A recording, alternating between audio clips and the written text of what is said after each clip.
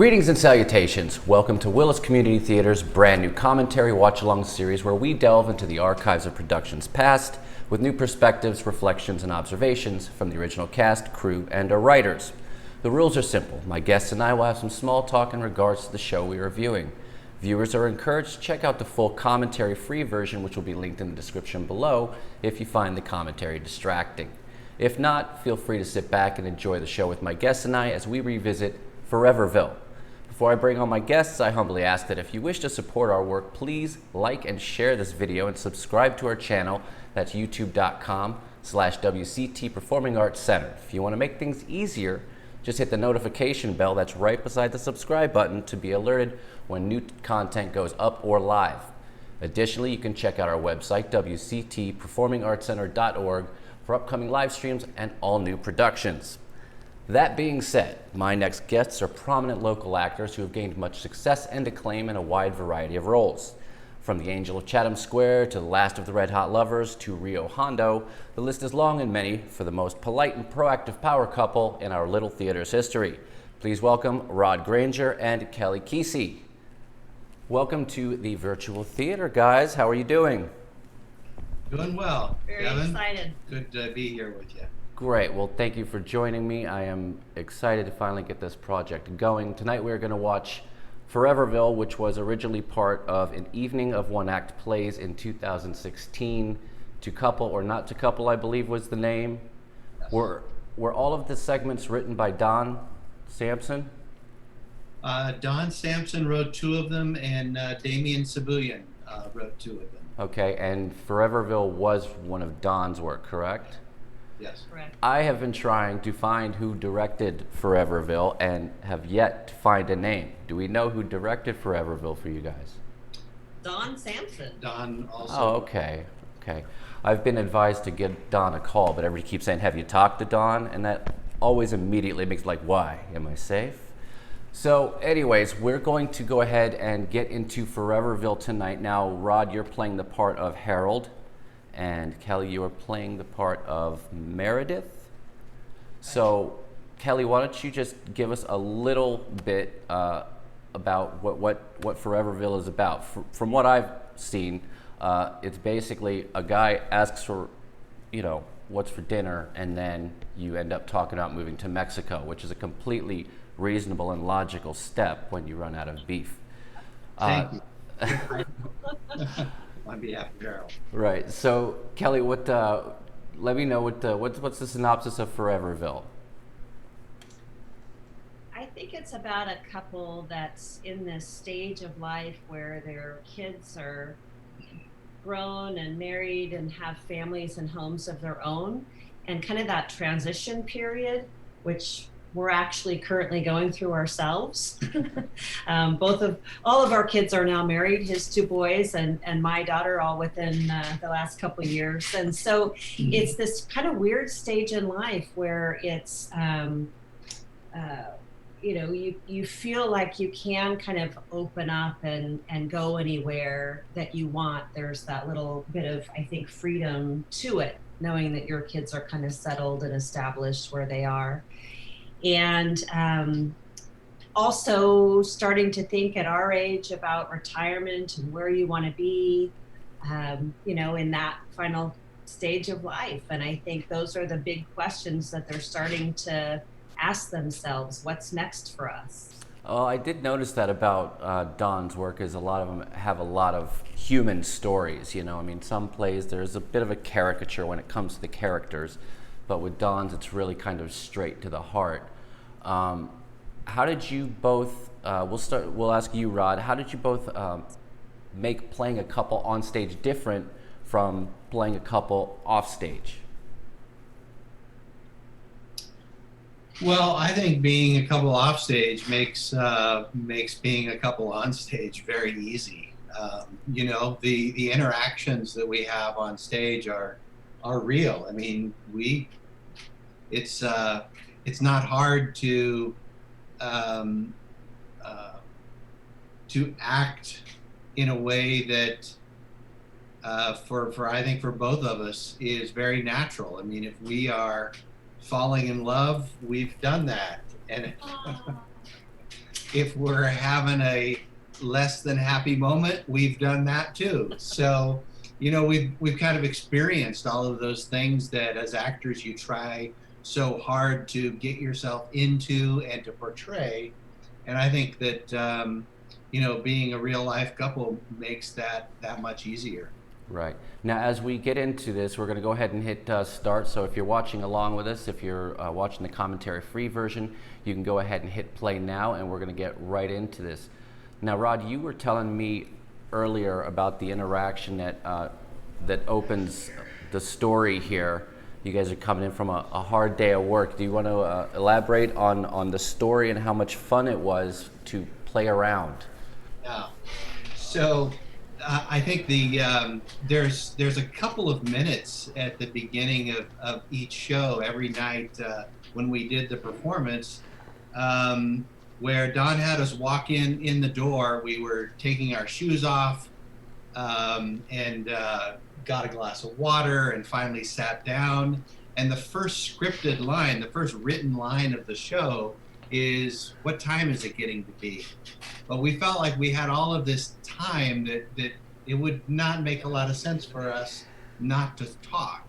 And so every night we came up with our own little intro, and we did something different almost every night, whether it was talking about the earwigs and the sprinkler system, or I know when Kelly's parents came to the show, my intro line was, this year we are going to get tomatoes to your folks before they get it to us. And so, it gave us an opportunity to actually connect with people in the audience. And we did that a few times through the dialogue that we created. And that was just a lot of freedom that we had there. And I think, Don opened up a lot of things, really let us cut loose and kind of do our own thing. So that was one of the most fun moments of every night for us when we were performing. Right, yeah. When you get just... I'm sorry, go ahead, Kelly. There was something really special about working with Don as both the writer and director. I think he brings a much richer view as a director. And he's also very open in his thought about how it's going to turn out, which is very different. A lot of directors will just really block out every movement, and so you know exactly where you're going to be when you say this line, and that's helpful with a large cast, especially so that everyone knows where they're going to be on stage at all times. But this show was just the two of us. And so Don said, there's a couple points in here where this is where I want you to be. This is pivotal. But other than that, find your own space on the stage. And so we really got to go with kind of the emotions and the feelings of every night and have it just really kind of be free flowing, which was really beautiful. Right. Now, Kelly, I've watched this a couple of times, and like I said, I always see parallels to everything, and for some reason I see a lot of All in the Family in this, in the production, except the roles are kind of reversed, and you're more of the Archie Bunker, and he's more of the Edith. It literally tickles me so much to hear Rod curse on stage in any capacity, because it's just such a rarity to hear, that type of language. Now, it happens a lot. But that I thought that was just a really funny, dichotomy. I don't know if that's the appropriate word, or the chemistry there. I thought that was just a very clever twist in your performances. Sorry, I'm actually just watching a little bit. I do have a question. Kelly, why is your character so much dirtier than Rod's? I think I'm just kind of more one with the earth, when I'm outside, and swatter and mud, and right. I was working harder. He was sitting back having some the truth tea. Is she works. I make her do all the hard work. Listen, people act like supervising is easy. It's not. We have to sit. It's caused back pain all the time. Yeah. So you guys, let's get back to Don's work. Was this the first Don Samson penned work that you did with the theater, or I know he's done a lot of work with the theater, and as we all know, when you go into an interview process, do no homework, because then every answer is genuine surprise. So anyways, the original question was, I had worked with any of Don's work prior to this. No, He directed us in The Last of the Red Hot Lovers but that was a couple years later. Right. So Right. this is the first time, yeah. all right, and in your storied career with Willis Community Theater, when did it actually start? What was your first plays with the theater, and what year was that? The Angel of Chatham Square. Oh, okay, so the Angel was That that. was in fall of 2014. All right, that's great. And if Yeah. anybody's out there just wondering, Angel of Chatham Square is still up on YouTube right now, youtube.com/WCT Performing Arts Center. Okay, so carrying on, let's just pay attention a little bit to the play, and we've got some more questions for you in just a little bit.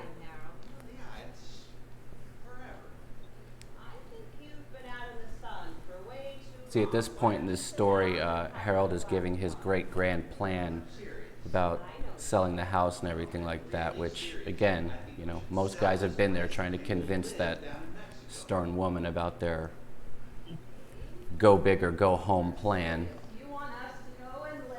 So what attracted the both of you to this story? We know we discussed Don and his stories and the human connection. Was that what attracted you to this story, or was it the opportunity to work together again and test out this chemistry you guys so clearly have? Both. I think the opportunity to work with Don, and also to be in something with Rod again, is always a joy. And I liked the chemistry of this couple. I liked the fact that we were going to be a little bit older and experience something than at the time we hadn't really experienced yet. And yeah, so I was really looking forward to it. It was a lot of fun. Yeah, I think both of us appreciate. I mean, I like a good comedy and some drama, but I think both of us are drawn to things that really speak to people's hearts, and you know, where an actor or an actress gets to play that part and really show what's going on inside. So I think both of us are drawn to those kind of things, and while this isn't, you know, extremely deep, you know, there's plenty of lightheartedness in it. You know, it deals with some real life issues that I think everybody, you know, at some point is either going to or has gone through. So. That was actually one of the questions I had intended for you guys. Is you both have a history of diverse characters. Which, as actors, do you think is harder to prepare for? Those kind of wilder, bigger character roles, or as you described, like we're seeing right now, these roles that are a little closer to the heart, a little closer to reality than, say, a gunfighter or a nebbish accountant? Which is harder to prepare Yeah. for? You know, as you guys are actors, you know, I mean, which do you think is harder to prepare for in your process, as I'm meaning to try to say? I think for me, probably the harder ones are the more lighthearted, not a lot of deep content. You know, it's hard to kind of really dig your emotions in and connect in a way that you feel is very meaningful. You know, I don't like things that are superficial, so I think I have a hard time, you know, really kind of getting into that and finding the meaning in it. So, yeah. Yeah, you know, my acting career is much shorter than Kelly's. So, yeah, actually, Angel of Chatham Square was my first full stage production on stage. So, you know, that's how new I am to the stage. So I think, you know, I remember doing Scrooge, the Christmas Carol, and playing both the character of Scrooge and Charles Dickens. and I know everybody was concerned that I wasn't going to be able to pull off Scrooge, but I found a voice for Scrooge. You know, I mean, I try to do some not real voice acting, but you know, just with my kids, I've always done some puppets, and when I read them a story, I you know, give the characters voices, and I have a lot of fun with that. So, you know, that came Scrooge. Actually, I found his voice, and the rest of it just came right along. And I had a lot harder time figuring out what I was going to do with Charles Dickens, who's, you know, who I really didn't know, and it was kind of an interesting turnout because everybody, you know, the director spoke to me about it and said, "Well, I'm going to cast you for this role, but I'm really concerned about, you know, you being gruff enough for Scrooge." And turned out for me, it was harder to pull out Charles Dickens than it was for Scrooge. So I think, you know, it kind of depends on what the character is, and for me, and um, I guess part of how deep you want to get into the character. It's fun to play the eccentric character that's It is. so different from yourself. That's just Yeah. very clearly personality wise, age wise, whatever. It's a lot of fun to pull that off. Most definitely. Most definitely.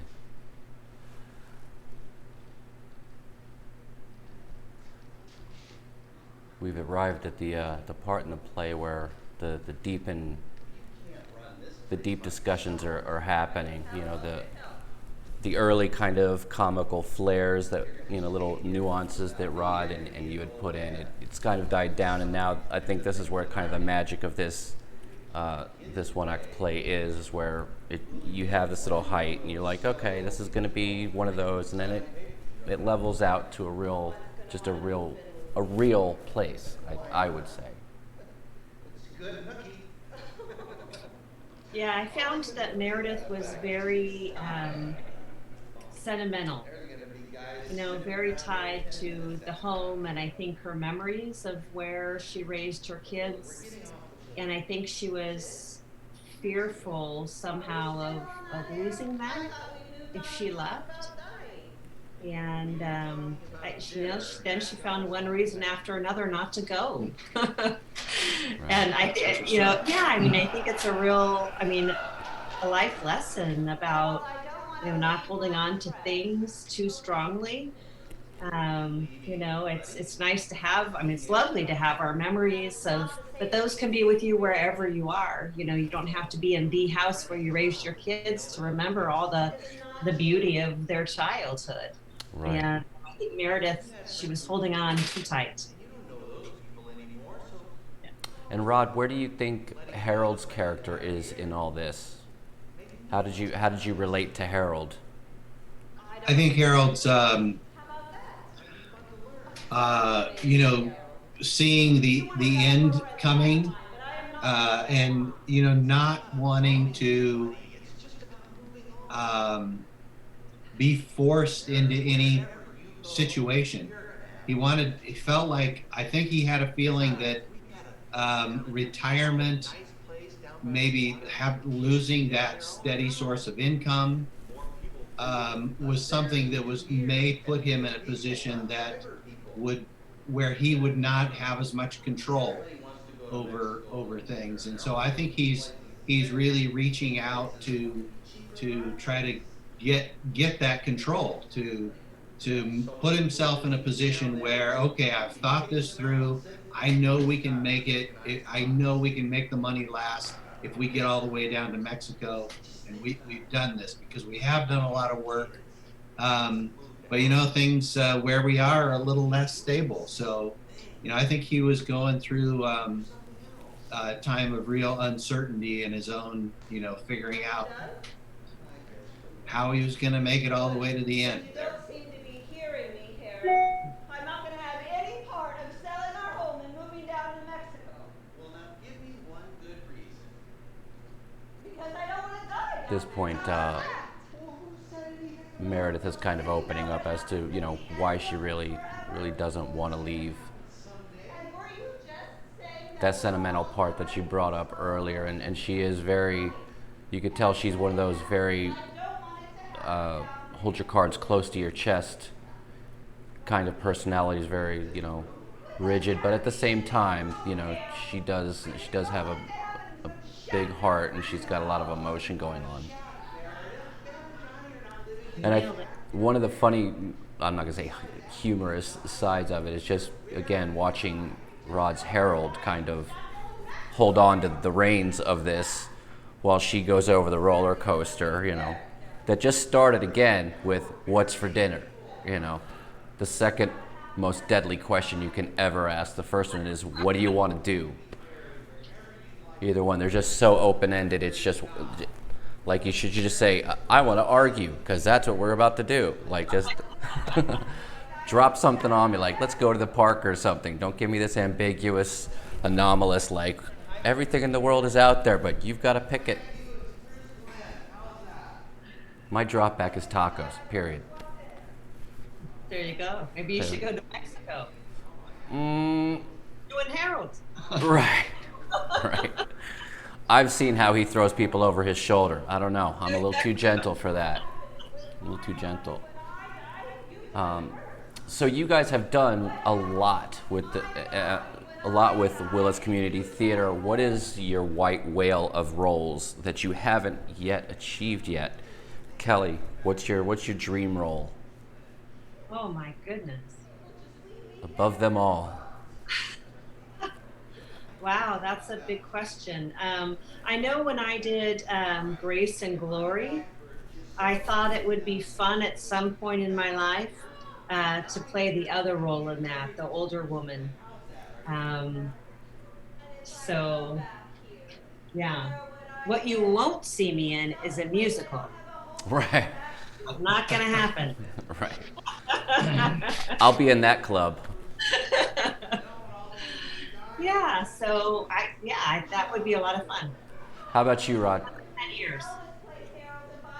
Sorry, I'm sorry. How about you, Rod? Dream role? Boy, that's a tough one. I'm not sure that I have that. I would enjoy being in a musical. I think I haven't ever auditioned for one, but I do think that could be fun. I think switching between the acting and singing, and acting while you're singing, I think would be a interesting challenge. I think for me I think a pretty deep dramatic role would be something I'd really like to try. I think something. I don't want to say dark. I'm not into doing really dark stuff, but if the character let his mind go to some dark places, and met some challenges that we all are subject to from time to time, I'd embrace that. I think that would be a fun. I would love to see that. I would love to see Rod playing the big bad of a play. It would at least give me a chance not to be on the other side of him in the losing position. We will never forget. Sanchez will live forever in my heart. Rio Hondo Yeah. lives again. All right. Yeah. Back to Foreverville, I think both of us spoke about the fears that the two characters were experiencing, I think, in their life, and the fear of change and what's waiting for them next. I think the one of the real touching points of this story is the bond that these two have, the love that they share, and how that really carries them through it. And, at the end of the night, he can throw her over his shoulder and act like he's taking her off to bury her in the cemetery, and all they're doing is going out to dinner, and they're going to have a nice evening together. Right, and I do really appreciate that about the relationship between Harold and Meredith, is that willingness to talk, I mean, that once you have that open line of communication and you kind of brush away the the weird games and deflections. I mean, but both of these characters seem to be no nonsense in that fact is they're just completely free and open with each other, and I think that's what makes the relationship really magical. And then the playfulness at the very end, or throughout rather, the playfulness is what really turns it into a so much sweeter story.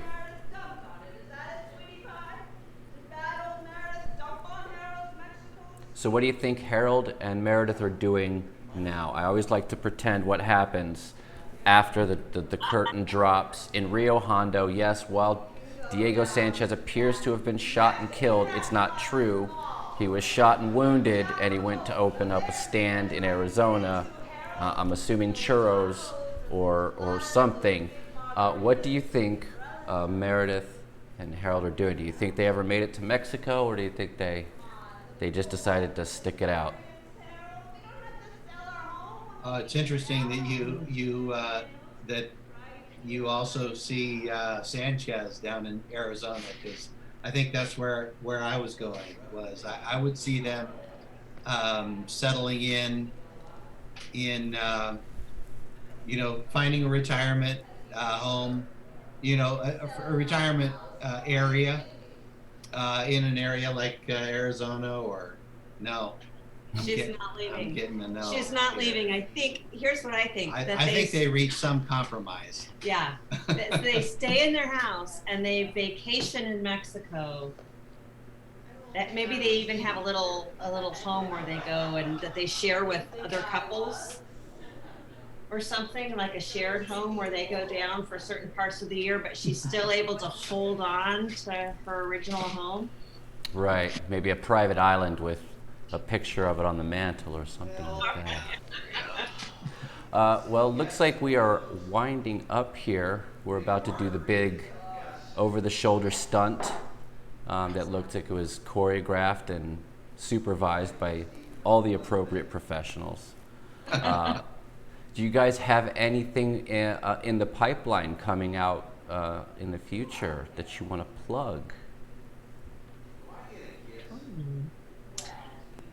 Well, we don't have anything that we're going to be in that's in our immediate future, but we have been continuing to work with Willits Community Theater. Rod's on the board. I'm on the Artistic Direction Committee, and we're constantly looking at what sort of new material can we put together and put out there. And we're also, as a theater now, on the radio in Willits, and so just trying to figure out this whole new kind of virtual world and putting our toes in tonight. So I just wanted to thank you, Devin. Yeah.